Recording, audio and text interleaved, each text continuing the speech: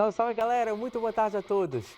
Segunda-feira, dia 3 de fevereiro de 2025, no Esporte e Cultura de hoje, no dia em que completou 111 anos, o Paysandu perdeu a primeira no Parazão Bampará 2025. Com show nas arquibancadas, o Flamengo venceu o Botafogo e conquistou o tri da Supercopa Rei em Belém. E hoje o Remo entra em campo pelo Parazão Bampará. Se Deus quiser continuar aí na liderança aí com mais uma vitória pra gente. Isso e muito mais agora no Esporte e Cultura.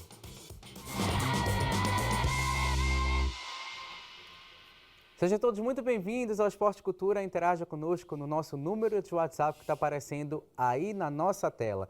Hoje o Esporte e Cultura escalado com Renan Melo. Boa tarde, Renan. Boa tarde, Matheus. Boa tarde, Júnior. Boa tarde para quem acompanha o Esporte e Cultura. E pelo Júnior Cunha. Boa tarde, Júnior. Matheus, boa tarde para ti, para o Renan e para quem está acompanhando o Esporte e Cultura. Sejam todos muito bem-vindos à casa de vocês. A gente começa o programa de hoje falando sobre o Paysandu, que perdeu a primeira no Parazão Bampará 2025. E de quebra, no dia do aniversário de 111 anos. Bora conferir na reportagem.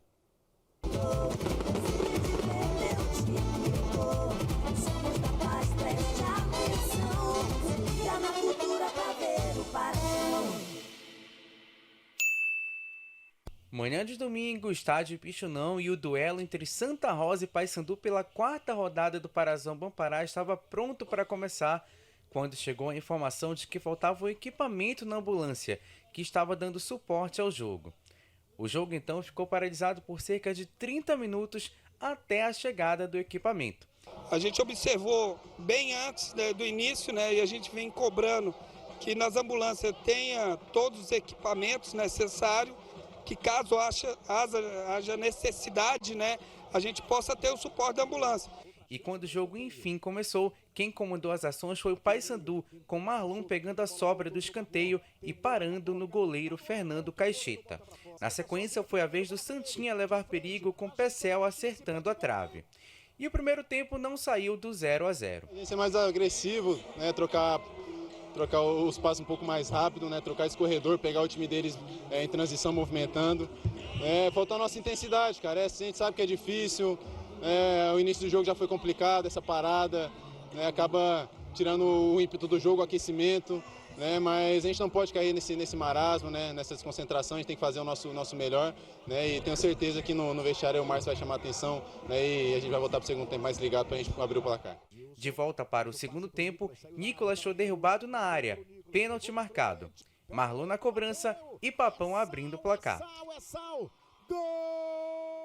Em seguida, aos 15 minutos, Marlon teve chances de ampliar, mas a bola bateu na trave. Já aos 37 minutos, o Santa Rosa reagiu com PH aproveitando bola cruzada na área para empatar a partida. Santinha 1, Papão também 1. E não demorou muito para o mesmo PH dar a assistência para André Farias. Aos 40 minutos, fazer o gol da virada do Santa Rosa. A gente sabia que ia ser um jogo extremamente difícil, A equipe do Paysandu é uma equipe muito qualificada. O professor ali foi muito inteligente quando ele colocou eu e o André ali. E a gente sabia que era um jogo de extrema importância, A gente sabe que é um grande da capital, Série B. E ali, quem entra quer dar o seu melhor, quer mostrar ali força, quer mostrar determinação. E eu entrei, pedi tanto para Deus que ele me abençoasse. E foi extremamente feliz, pude fazer um gol e dar uma assistência. E agora é só agradecer e continuar trabalhando com os pés no chão, que dá ter muito campeonato pela frente. Fim de papo, Santa Rosa 2, Papão 1 e queda do 100% de aproveitamento bicolor no Parazão Bampará. E primeira vitória do Santinha na competição. Vamos procurar olhar bem, analisarmos bem, Não pode realmente, do jeito que aconteceu o gol, a bola entrar por dentro da nossa defesa. Isso aconteceu lá na frente, uma jogada do Juninho, e aí tomamos um contra-ataque aqui e tomamos o gol. Então, vamos ver direitinho para a gente não cometer nenhum erro aqui, nenhuma injustiça, Mas com certeza isso não pode acontecer. Primeira derrota do Paysandu na temporada e a primeira derrota do Papão em campeonatos paraense desde 2023. Renan, Santa Rosa, que conseguiu uma reação impressionante no segundo tempo com as entradas do PH e também do André Farias. Pois é, Matheus, eu não sei dizer se foi o Santa Rosa que teve o melhor desempenho ou o Paysandu que ficou muito abaixo do desempenho esperado no segundo tempo da partida. Mas o Santa Rosa conseguiu essa vitória, conseguiu a virada, o PH dando aí uma assistência, fazendo um gol, conseguiu esse 2-1, mas o Paysandu saiu de Ipixuna muito mal, com um desempenho muito abaixo do que a gente esperava, acabou tendo essa derrota aí na quarta rodada do Parazão para a equipe do Santa Rosa, e um desempenho muito abaixo do que a gente esperava que a equipe pudesse ter lá em Ipixuna do Pará. Júnior, os torcedores do Paysandu têm criticado muito o desempenho defensivo do time no campeonato.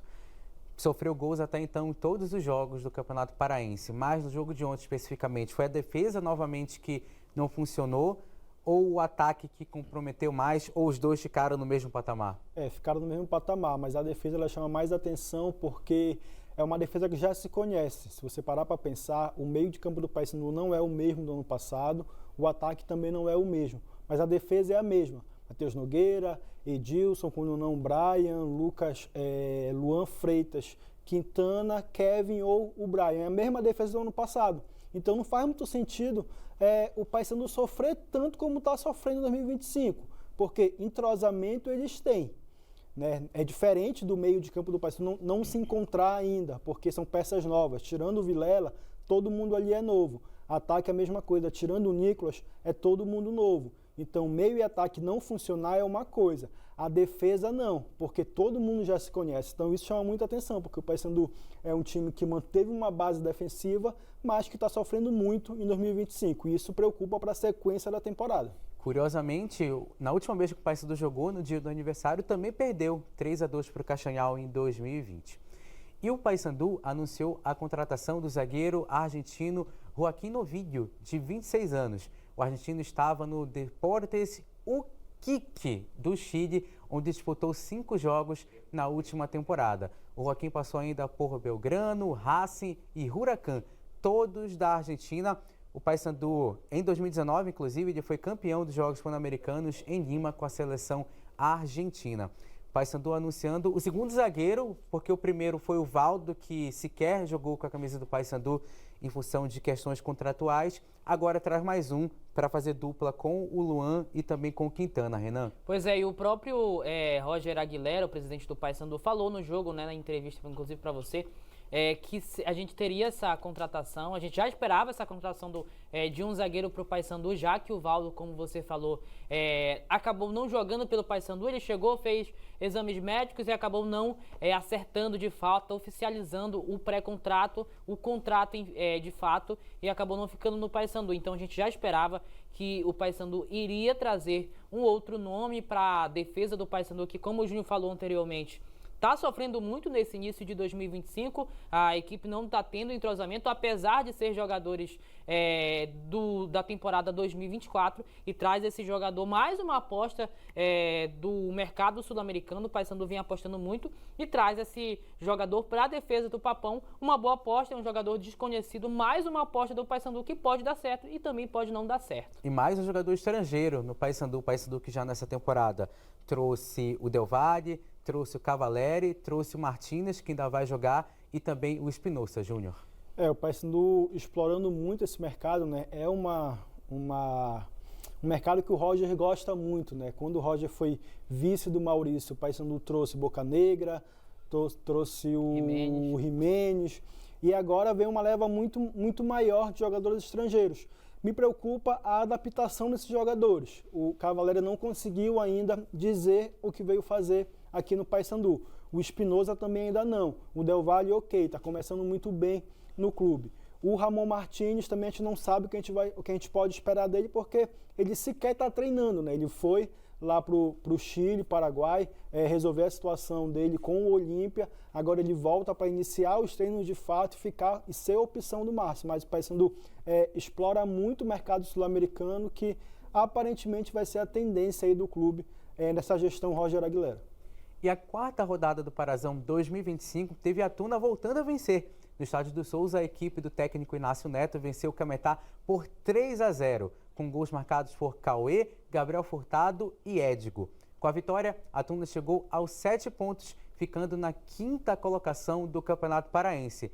Renan, Tuna, que já vinha 2 rodadas sem vitórias no Campeonato Paraense, agora conseguiu reagir com um triunfo categórico contra o Cametá. Apesar de não ter vencido aí 2 jogos seguidos, a Tuna acabou reagindo nessa partida, mas a equipe vem fazendo uma boa campanha, a gente pode classificar como uma boa campanha da Tuna para 2025. A equipe que é comandada pelo Inácio Neto conseguiu vencer o Cametá nessa partida, mais uma vez mostrando muita força dentro de casa.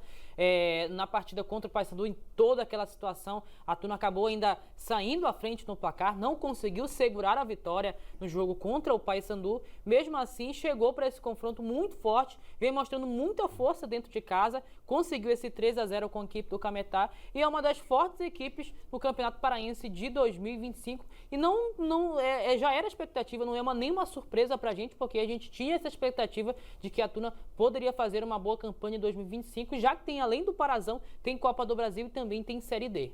A Tuna que deve ficar mais ou menos nessa área na primeira fase, Júnior, entre terceiro, quarto, quinto lugar? Eu acho que a Tuna consegue ficar ali entre os 5 primeiros. Arrisco a dizer que até entre os 4. Primeiro eu vejo hoje Remo Paysandu já num bloco à parte, a Tuna num segundo bloco intermediário com o Bragantino, que a gente vai falar daqui a pouco.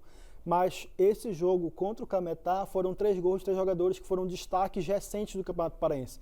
Cauê, Gabriel Furtado, o craque do ano passado, a revelação do ano passado do Parazão, e o Édico, que foi uma grata surpresa no São Francisco ano passado, veio para a Tuna com grandes expectativas e já faz aí o primeiro gol dele com a camisa do clube.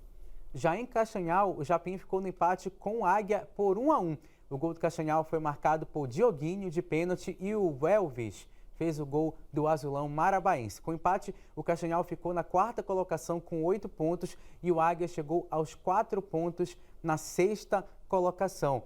Os 2 gols marcados na reta final do jogo, o Águia saiu na frente, como você acompanhou, e esse pênalti para o Castanhal no final do jogo deu o que falar, hein, Renan? Deu o que falar, polêmica de arbitragem. A gente sabe que nessa partida aí não há o VAR para auxiliar, então é a decisão de campo que é suprema. A arbitragem marcou o pênalti para a equipe do Castanhal no finalzinho da partida, já nos acréscimos. E a equipe do Castanhal acabou fazendo esse gol aí com o Dioguinho, que é muito conhecido, inclusive, do futebol paraense.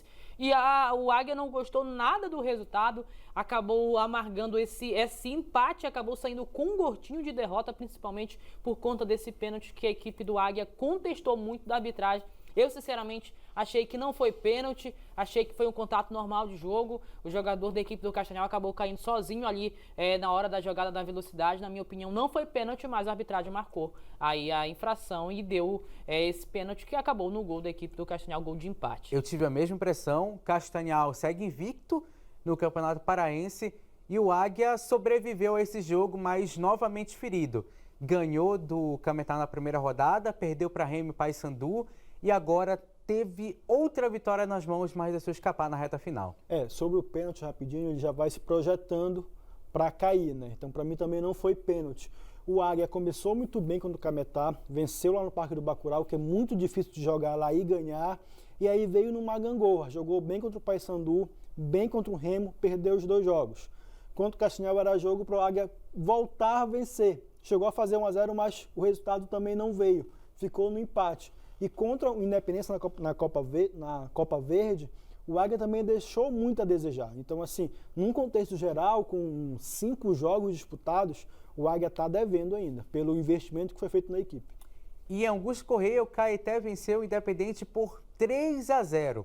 Os gols foram marcados por Railson, Adriel e Túlio. A vitória foi a primeira do Caeté no campeonato e agora a equipe soma 3 pontos e ocupa a 9ª colocação da competição. Os 2 times que não haviam vencido no campeonato até então conseguiram ganhar na rodada. Caeté e o Santa Rosa, Renan, 3-0 contra o Independente, jogo que também teve polêmica de arbitragem. E um outro contexto também, a equipe do Caeté agora é comandada pelo Léo Goiano. A equipe, depois de mais uma derrota na competição, acabou demitindo o Carlos Pereira. E agora, contra a equipe do São Francisco, inclusive, ou melhor, do Independente, a gente até fica... O que aconteceu com o Independente nessas 2 últimas partidas? Acabou perdendo aí por muitos gols.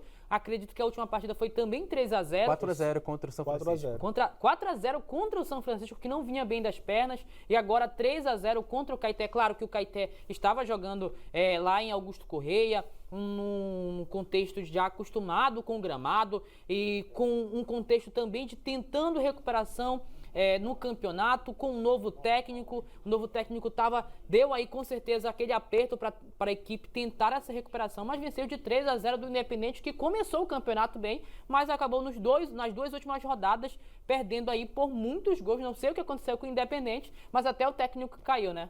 Exatamente, Júnior. O Caeté faz 1-0 no início do segundo tempo, o Independente empata o jogo, o gol é anulado.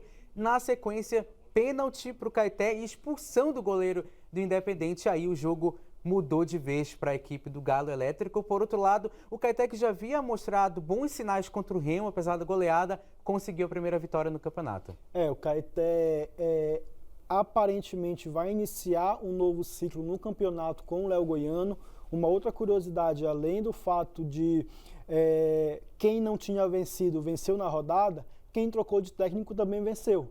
O Santa Rosa mudou de técnico, venceu. O Caeté mudou de técnico, venceu. Bora ver se o Independente vai entrar nessa na próxima rodada, que mudou de técnico e também vai conseguir vencer. Como o Renan e o Júnior adiantaram, a diretoria do Independente anunciou a saída do técnico Wallace, da equipe do Independente. O Wallace, lembra que em 4 jogos somou 1 vitória, 1 empate e 2 derrotas. Como a gente tinha falado anteriormente, o Independente estreou com vitória no Campeonato Paraense, empatou na rodada seguinte, então dava para dizer que estava dentro do script, mas nas 2 últimas rodadas perdeu por 4-0 para o São Francisco em casa, 3-0 para o Caeté fora de casa. Terceira mudança de treinador no Campeonato Paraense em 4 rodadas, Renan. Pois é, 2 jogos, 2 rodadas foram suficientes. É claro que essas 2 derrotas do Independente a gente tem que olhar no contexto que foram com muitos gols, né? 4-0, depois 3-0 para a equipe do Caeté.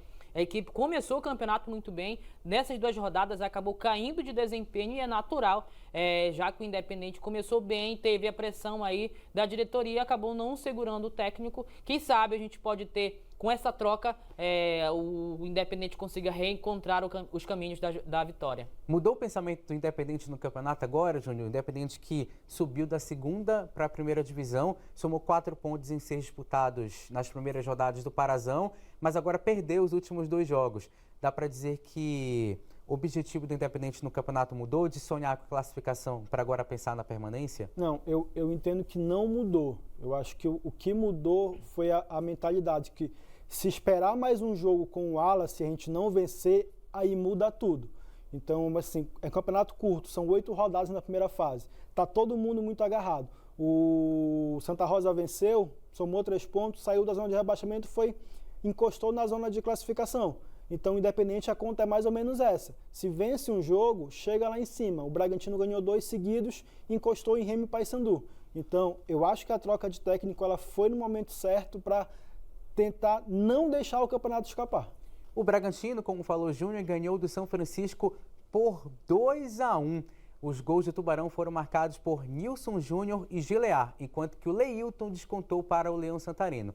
Com a vitória, o Bragantino chegou aos 9 pontos e agora é o 3º colocado do Campeonato Paraense. Já o São Francisco segue na zona de rebaixamento com apenas 3 pontos. O Bragantino foi derrotado para Tuna na primeira rodada do Campeonato Paraense, Renan, mas depois ganhou os 3 jogos seguintes na competição. Acredito que é uma grata surpresa do campeonato. A gente não tinha tanta expectativa de que o Bragantino, por exemplo, hoje estaria na 3ª colocação do Parazão Bampará 2025. Esse jogo, inclusive, foi lá em Augusto Corrêa também.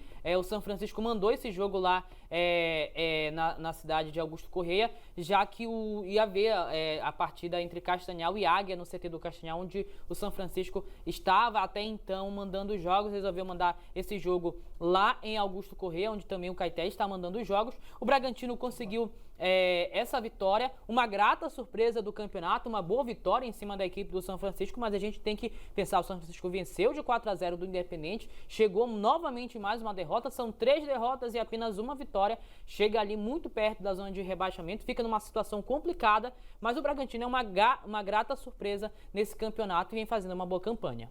Bragantino, dá para dizer que é a grande surpresa junto com o Castanhal no campeonato, Júnior? Sim, Bragantino, a grata surpresa, o Robson Melo faz mais uma vez um grande trabalho na equipe de Bragança, ele que em 2019 iniciou a carreira como treinador lá no Bragantino, chegando a uma fase final de Campeonato Paraense, ali numa semifinal, agora retornou ao clube para continuar fazendo um grande trabalho. O Bragantino que teve a situação com o Gilear, que foi para a Tuna e depois desembarcou lá em Bragança, está fazendo gol, está fazendo o que tem que ser feito. Não perdeu até o momento. Não perdeu até o momento e o Bragantino está num caminho muito bom. E aquilo que eu falei, você ganha um jogo, você chega rápido em cima, você perde, você chega rápido embaixo. Então, esse Campeonato Paraense está muito disputado nesse quesito. Final de primeiro tempo aqui no Esporte Cultura. Na volta a gente fala sobre o Clube do Remo, a final da Supercopa e muito mais. Não sai daí.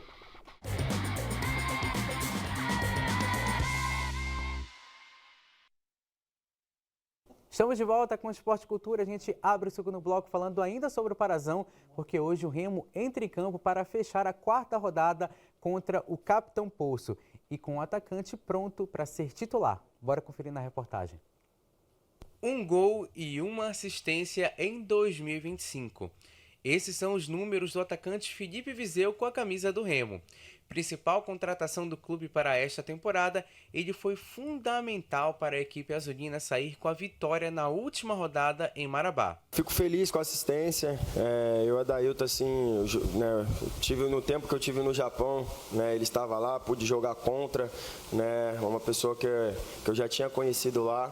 Fico feliz de hoje a gente estar, né, dividindo os gramados juntos aqui, o mesmo clube, o mesmo ambiente. E fiquei feliz pra caramba com o gol dele, com a minha assistência. É o que eu falo, o mais importante é o Remo estar vencendo, independente de quem faça gol. Eu sou apaixonado por fazer gol, balançar a rede, eu fico muito contente, feliz. Eu acho que é isso que me move no futebol, é estar fazendo gol. Eu costumo dizer que tem época que a gente não faz realmente, tem partida que a gente não faz, mas a gente não pode deixar de tentar, de lutar, de estar tentando sempre o nosso melhor. Em um mês de Remo, Felipe Vizeu esteve em campo em todos os 3 jogos disputados pelo clube até aqui. E em todos, ele iniciou no banco de reservas.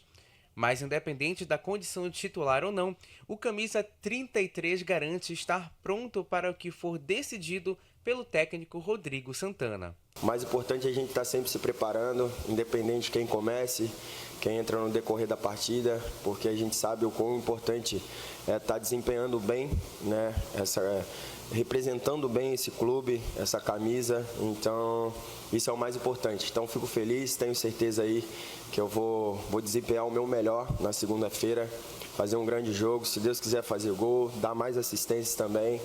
E se Deus quiser continuar aí na liderança aí com mais uma vitória pra gente. E nessa busca pelas vitórias, o torcedor do Remo vem tendo papel importante neste começo de temporada.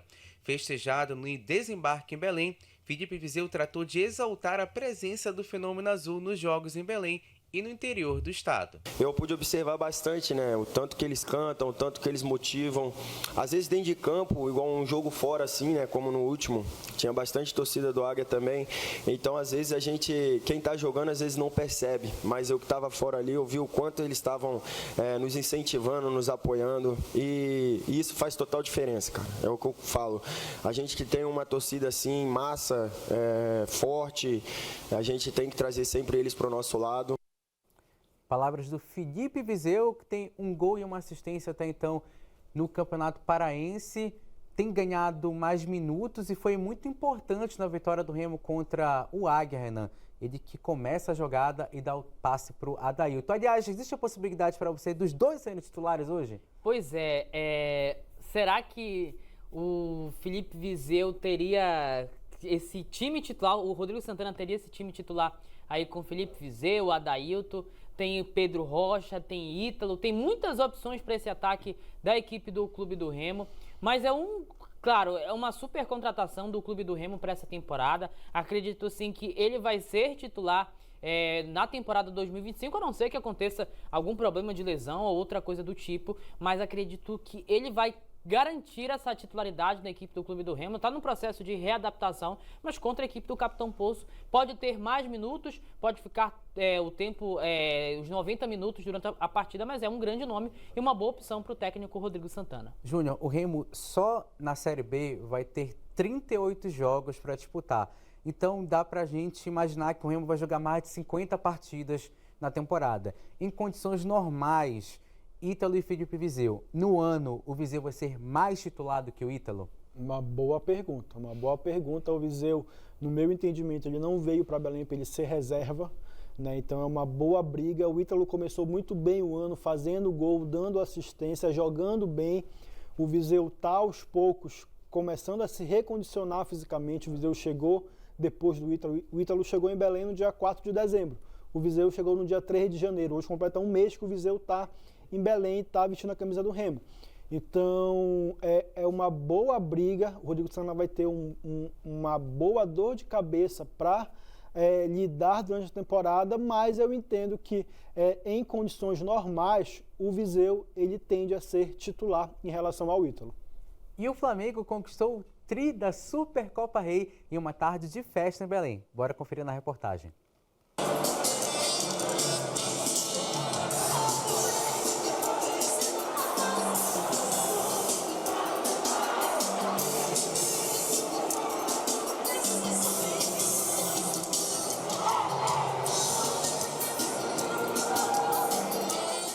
O jogo vai ser 3-0, 2 gols da Arrascaeta e 1 gol do Juninho, e o do Juninho ainda vai ser de pênalti. Vai ser 3-0 Botafogo, só que talvez, por humildade, deixe o Flamengo fazer um gol aí, só pra brincar. Palpites e placares à parte, a decisão da Supercopa Rei 2025 prometeu e entregou tudo para o torcedor paraense. Aliás, nem só os paraenses estiveram no estádio do Mangueirão para acompanhar Botafogo e Flamengo. Direto de São Luís, pai e filho vieram comemorar o aniversário ao lado do time do coração. Expectativa para o jogo? 3-1 Flamengo. A gente veio de São Luís do Maranhão comemorar o aniversário dele aqui com a vitória do Flamengo. Do lado botafoguense, teve torcedor vindo de Fortaleza carimbar mais uma cidade nas andanças com o clube. Eu venho de Fortaleza, né? Eu fui para a Argentina, a gente foi campeão da Libertadores, aí eu fui para o Rio, a gente foi campeão do Brasil e eu estou aqui na expectativa de ganhar essa taça. Antes da bola rolar, a cantora Joelma animou os torcedores com um show na beira do gramado. E nas arquibancadas, a maioria estava vestindo vermelho e preto. É gratificante para a gente, ajuda bastante. É o 12º jogador ali. Debaixo de muita chuva, a bola rolou e o Flamengo logo abriu o placar. Bruno Henrique foi derrubado na área e ele mesmo tratou de fazer 1-0. A forte chuva que caiu em Belém fez a partida ser paralisada por mais de 1 hora. A arbitragem, acho que todo pessoal que tomou conta disso ajuda da melhor forma possível. Tentou fazer com que o futebol ficasse o mais perfeito possível. Após os testes feitos pela arbitragem, a bola voltou a rolar e Bruno Henrique voltou a marcar. Dessa vez, um golaço. Quero fazer gol todos os jogos. Quando eu não faço, fico um pouco bravo, mas hoje eu entendo mais, porque nem sempre eu vou conseguir fazer gol.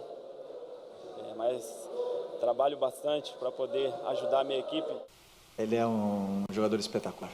E o que eu mais gosto do Bruno é como ele se sacrifica pelos companheiros, como ele se sacrifica pela equipe. Em todo momento. Ele corre o tempo todo para a equipe. A única chegada do Botafogo no primeiro tempo foi nessa falta cobrada por Alex Telles, que assustou o goleiro Rossi. Pela pausa de 1h10, 1h12 aproximadamente, acho que esse talvez tenha sido um fator determinante e um pouco pela característica da nossa equipe também.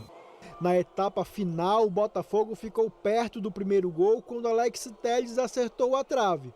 Mas na sequência, Lucas Halter vacilou, Luiz Araújo invadiu a área e ampliou a vantagem rubro-negra com um golaço.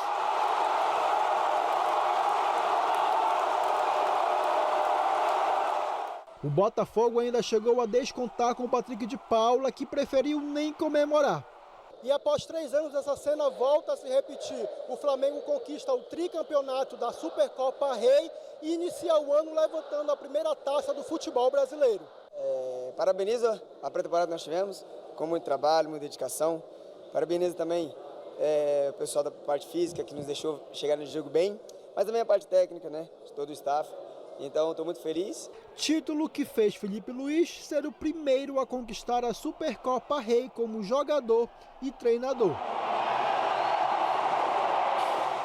Não existe nada maior do que conquistar um título com o clube que você ama, né, no futebol. Sou flamenguista desde pequeno, poder ter a oportunidade de um dia vestir essa camiseta foi um privilégio muito grande. E hoje poder estar liderando esse grupo de jogadores, me sinto muito orgulhoso. Flamengo, tricampeão da Supercopa Rei, ganhou o time que melhor jogou e também o melhor time, Renan? Não diria, talvez não seja o melhor time, se bem que o Botafogo acabou desfazendo muito time que... muitos jogadores saíram daquele time que ganhou a Libertadores. Não posso dizer que é o melhor time do Brasil, mas na partida de ontem, com certeza, o Flamengo foi muito superior. Para você, Júnior? Me surpreendeu o Botafogo, o que ele não fez no jogo ontem, né? O Flamengo dominou o jogo do início ao fim. O Botafogo teve 2 chances de fazer o gol. Uma que foi a bola na trave do Alex Telles e outra o gol do Patrick de Paula. O Botafogo deixou muito a desejar pelo que foi 2024. Não é um time ainda todo reformulado. Saíram peças principais como o Luiz Henrique, mas chegou o Arthur, que vai suprir essa ausência. O Flamengo tem um grande futuro pela frente. Felipe Luiz, um baita técnico, mostrou ontem e tem tudo para deslanchar de vez na carreira. Mais títulos do que derrotas, tá? 2 títulos e apenas uma derrota desde quando chegou no Flamengo. Renan, obrigado pela participação. Muito obrigado, Júnior, e a todos que nos acompanharam até agora. Você fica com Sem Censura Pará. Tchau.